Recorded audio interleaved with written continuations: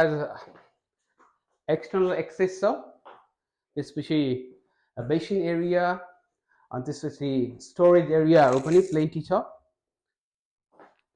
त्यस्तै गरी एउटा full bathroom चाहिँ यो घरमा डाउनस्टेयर्समा पनि छ, with shower, wash vanity, त्यसपछि toilet।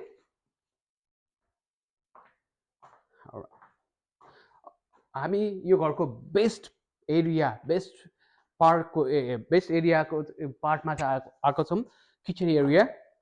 यो किचनमा 40 mm बेन्च टप युज भएको छ, जसमा चाहिँ डिजाइनर क्याबिनेटहरू चाहिँ युज भएको छ एज अ वाटरफलको रूपमा।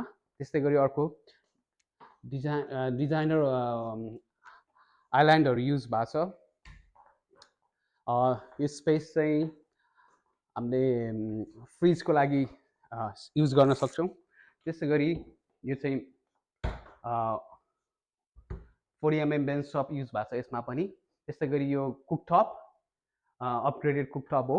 त्यस्तै गरी अर्को 1.2 को cooking oven with range hood अनि त्यसपछि स्पेस वार्डरोब स्पेसहरू। अनि यो चाहिँ बटलर्स पेन्ट्री भयो, बटलर्स पेन्ट्रीमा स्टोरेज एरिया। त्यस्तै गरी यो बेसिन स्टोरेज एरिया।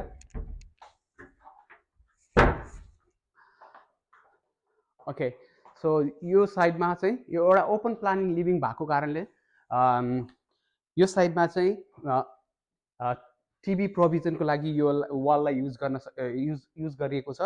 यो चाहिँ एउटा लिभिङ स्पेस हो, एकदम स्पेसियस छ। त्यसै गरी यो चाहिँ एयरकनको चाहिँ कन्ट्रोलर हो, जसमा चाहिँ एयर फ्लोलाई हामीले कन्ट्रोल गर्न सक्छौँ।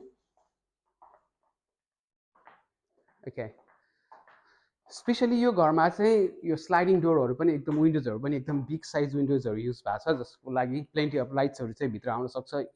इनफ छ। यो चाहिँ यो एरिया चाहिँ स्पेसली डाइनिङ एरियाको लागि युज भएको छ।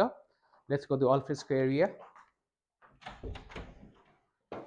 Alfresco pretty big area as well for barbecue पर्पजको लागि त्यो एरिया भयो। त्यस्तै गरी यो चाहिँ एउटा फ्यामिली ग्यादरिङको लागि स्पेस हामीले युज गर्न सक्छौँ। त्यस्तै गरी यो पर्टिकुलर हाउसमा चाहिँ सानो ग्रिनरी एरिया पनि छ, एउटा स्मल ब्याकयार्ड प्लस अर्को एउटा ज्याकुजी एरिया पनि छ त्यहाँ। हामीले we can enjoy jacuzzi there, plus shower station. त्यो सावर स्टेसन पनि छ।